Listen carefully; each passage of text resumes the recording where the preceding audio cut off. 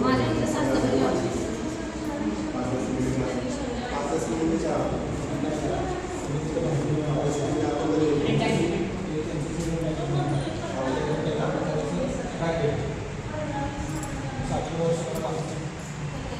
येते करून देतो की आम्ही असं काय करते.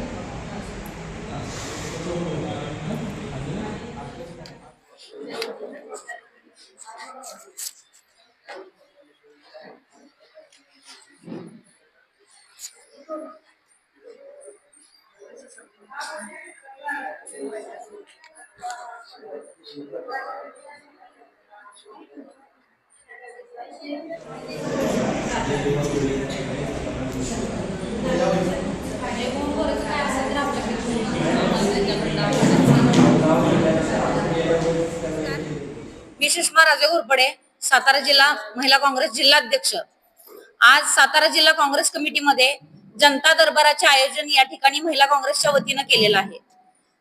समाजातून आणि सातारा जिल्ह्यातून ज्या प्रशासकीय अडचणी आहेत, ज्या कौटुंबिक अडचणी आहेत, लोक प्रशासनाला त्रस्त आहेत आणि त्यांची कामं कुठेही गेली तर होत नाहीत, ही पार्श्वभूमी लक्षात घेता आम्ही सर्वसामान्यांसाठी त्यांचं जीवनमान उंचवण्यासाठी आणि त्यांच्या कामाला एक सपोर्ट म्हणून आम्ही या ठिकाणी आमच्या सातारा जिल्हा महिला काँग्रेसच्या वतीनं तक्रार निवारण केंद्र म्हणजेच जनता दरबार आयोजित केलेला आहे. जनता दरबाराचं आज उद्घाटन करत असताना अनेक आमचे काँग्रेस पक्षाचे पदाधिकारी दशरथ निकम सर असतील, ऍडव्होकेट दशरथ निकम असतील, आमच्या ऍडव्होकेट नाझमीन मॅडम असतील, मनीषाताई साळुंके आहेत, प्राची काकतोडे आहेत, शोभा गोळे, अनिता जाधव, त्याच्यानंतर अनिता भोसले, अरुणाताई नाजरे, आमचे मार्गदर्शक सादिक भाई, तसेच जिल्हा शेतकरी सेलचे अध्यक्ष इनामदार साहेब आणि अवधूत निकम साहेब, असे अनेक पदाधिकारी, हजरा शिकलकर असतील, मलन परळकर असतील, जास्मिन शेख असतील, या सर्व पदाधिकाऱ्यांनी ह्या जनता दरबारला अतिशय चांगल्या पद्धतीनं राबवण्यासाठी मदत केलेली आहे. आणि काँग्रेस पक्ष हा नेहमीच सर्वसामान्यांचा पक्ष म्हणून ओळखला जातो.